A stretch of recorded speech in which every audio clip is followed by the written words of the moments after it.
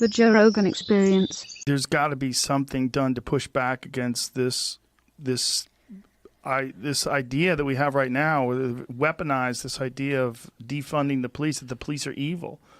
You know, that the police having money is the problem. And Yeah. it's crazy. Like, there's a reason why we have the police, folks.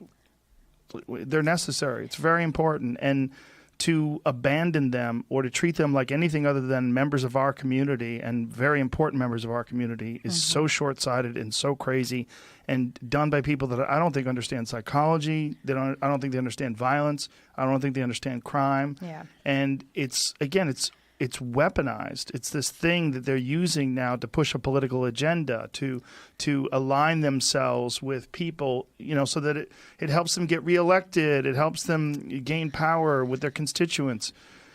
It's so dangerous, and it's such a weird thing to hear coming out of mainstream politicians' mouths that we need to defund the police. I'm like, you guys are crazy. Yeah. I mean, when people talk about defunding along the lines of take some of that money and put it into communities, like that piece of it could be, if done well, beneficial. But why take it from the cops? I don't know that it needs to necessarily take from the cops, but to really pay more attention to our communities and what they're needing. You know, the police over the last 5 decades have had to take on more and more and more jobs within the community. I mean, a lot of people would say that the key change came in like the 60s when deinstitutionalization happened from the mental hospital. So it used to be if someone was mentally ill, they went to the hospital and they basically stayed there, right?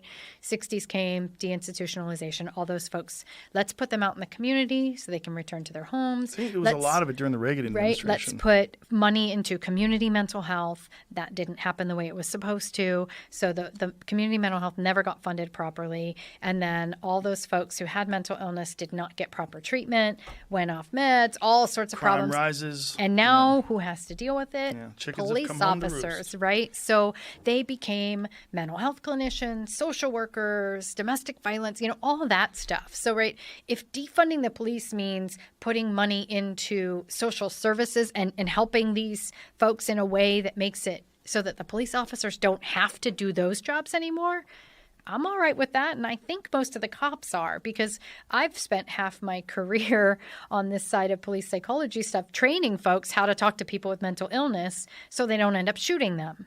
Right? Yeah, So I think there certainly should be cops that are designated to deal with those specific type of situations. People have found amazing ways around it to work on it. We've developed what we call crisis intervention teams. You know, this came out of the 80s in Memphis, that, you know, this CIT thing where we have cops and clinicians that go out together.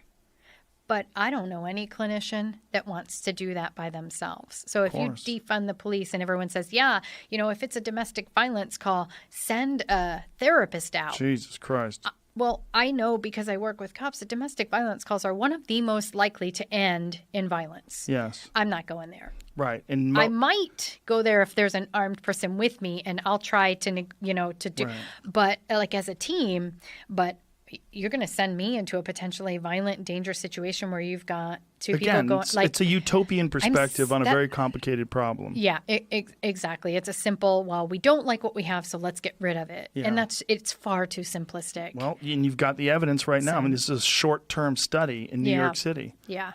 You know? And I mean, and Minneapolis as well. Yep. Folks that I know in New York, some of that training program I talked about earlier, the cops that worked on that who decided, you know what, retirement is the right thing for me right now. Yeah. And who've left the force because they just were like, I can't do this. This is the lack of support and what's going on is just too much. It's not worth staying anymore. And it's so dangerous. Yeah, it's very unsettling and overwhelming, and to see how, rather than, you know, trying to come in and figure out how to improve what we've got, it's like it just doesn't make sense to throw our hands up and say, okay, get rid of it, because what's the plan B?